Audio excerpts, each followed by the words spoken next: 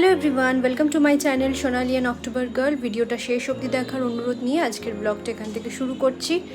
আর আজকে এখন সন্ধ্যাবেলা থেকে শুরু করছি। পাবলোকে বাইরে কালারে বসিয়ে দিয়েছি, কালার করতে খুব ভালোবাসে। আর আমি ভাবলাম এইখানে জাস্ট ঘরের অবস্থাটা দেখো, যতবারই আমি এই জিনিসগুলো গুছিয়ে রাখি ওপরটা, আমার ছেলে এসে সব ফেলবে। ও গোছানো কোনো জিনিস সহ্য করতে পারে না। ঠিক আছে, ওয়েল অ্যান্ড গুড। এখন এই জিনিসগুলো এরকম মনে হচ্ছে পরবর্তী সময়কে খুব মিস করবো আর কি। তো যাই হোক, এগুলো আমি তুলে রাখছি একটু পরে।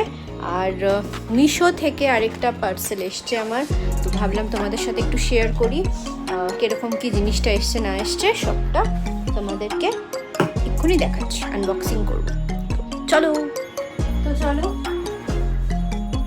এটা এবার আনবক্সিং করছি তোমাদের কাছে সামনেই।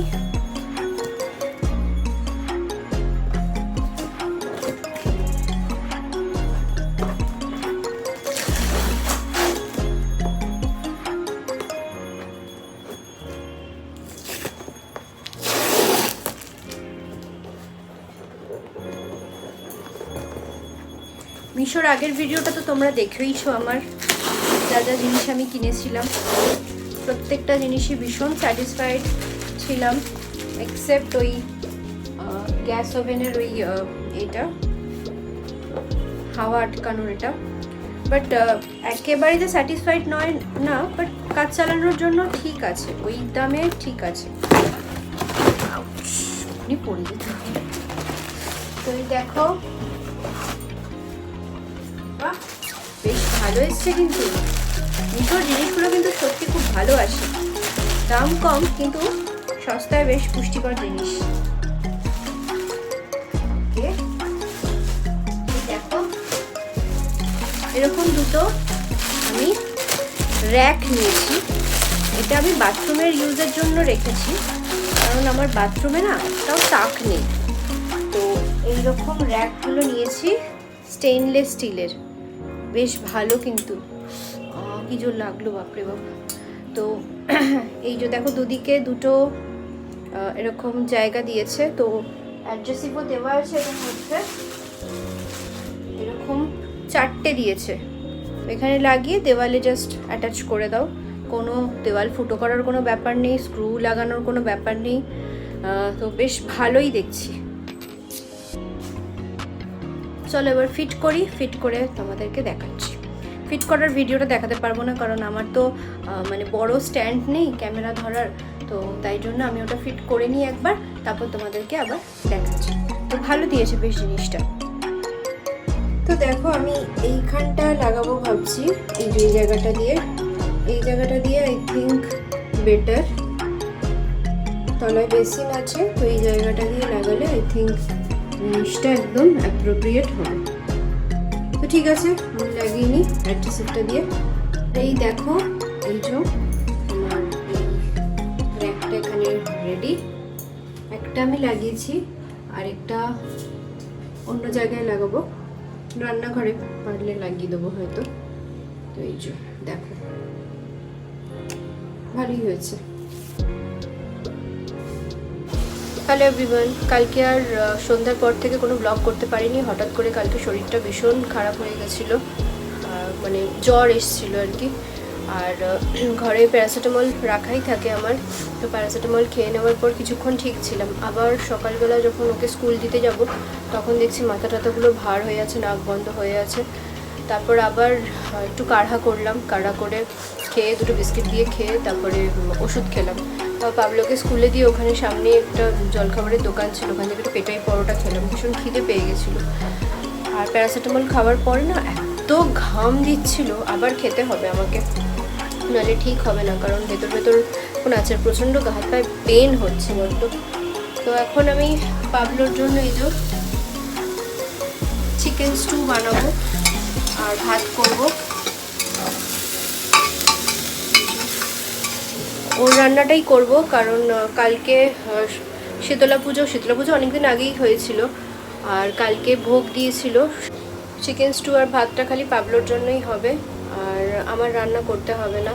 হয়তো ভগবান আছে ওই জন্যই, কারণ শরীরটা তো খারাপ ছিল না, সত্যি কথা, যে নিজের জন্য রান্না করতে ইচ্ছা করছিল না। ওই ঝোল একসাথে করতাম আর খেতাম, নাহলে ভাত খেতে তো একদমই ইচ্ছা করছে না, মুখ ফুক একদম বেস্বাদ হয়ে আছে। তো সকালবেলা শ্বশুরমশাই এসেছিলেন, শীতলা পুজো ছিল, এর আগে গেছিলাম, শীতলা পুজো দিনকে হয়েছিল, আর ব্লগ করতে পারিনি সেদিনকে। আর কালকে ভোগ দিয়েছিল, তো সেই ভোগটাই আজকে নিয়ে এসছে, সেটা দিয়ে আমার হয়ে যাবে। এই যে এখানে দেখো ভোগের প্যাকেট, তো চলো খুলে দেখি কি কি আছে এর মধ্যে। 2টো প্যাকেট এরকম ভরা ভরা, কিন্তু খাওয়ার লোক মাত্র আমি একা। আর পাবলোকে সেরকম হলে খিচুড়িটা বাসি হয়ে গেছে আগের দিনের, যেহেতু ওকে বাসি আমি সেরকম দিই না। তো এবার দাঁড়াও তোমাদেরকে দেখাই খুলে। এই যে দেখো আমাদের পাড়ার নাম লেখা আছে, এখানে পুজো হয়েছিল, মানে আমার শ্বশুরবাড়ির পাড়া আর কি। আর এটার মধ্যে খিচুড়ি তো থাকবেই, যে খিচুড়ি আছে, একটা পাঁচমেশালি তরকারি আছে, ছোট কন্টেনারটার মধ্যে আছে 3 পিস আলুর দম, বাকি কন্টেনারের মধ্যে আছে এখানে বোঁদে, আর ছোট কন্টেনারটার মধ্যে আছে, এটার মধ্যে মনে হচ্ছে চাটনি না পায়েস কিছু একটা হবে হয়তো। তো এক হাতে ফোন ধরে আছি না, এখানেও দেখলাম একটা পাঁচমেশালি তরকারি, আর বাকি এটার মধ্যে দেখা যাক কি আছে। এত শক্তভাবে আটকানো, আর আমার এক হাতে ফোন, তো এয়ারটাইট কন্টেনার না, ওই জন্য একটু অসুবিধা হচ্ছে। এটার মধ্যেও আলুর দম, আমার মনে হয় 2 প্যাকেট আমাকেই দিয়ে গেছে, আর এখানেও খিচুড়ি আছে অনেকটা। তো দেখা যাক, আমি একা তো এতগুলো পারবো না খেতে। পাবলোকেই খাইয়ে ঘুম পাড়ালাম, আর আমার বিভৎস জ্বর এসছে, মানে রীতিমতো এখন শীত করছে। এই যে দেখো এখানে নিয়েছি ভোগ, এখানে পাঁচমেশালি একটা চচ্চড়ি আছে, আর আলুর দম, তার সাথে বোঁদে।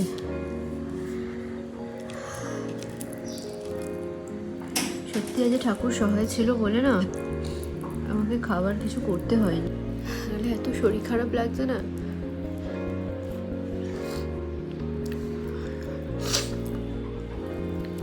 দারুণ হয়েছে, ঝাল ঝাল হয়েছে, এই জ্বরের মুখে খুব ভালো লাগছে খেতে।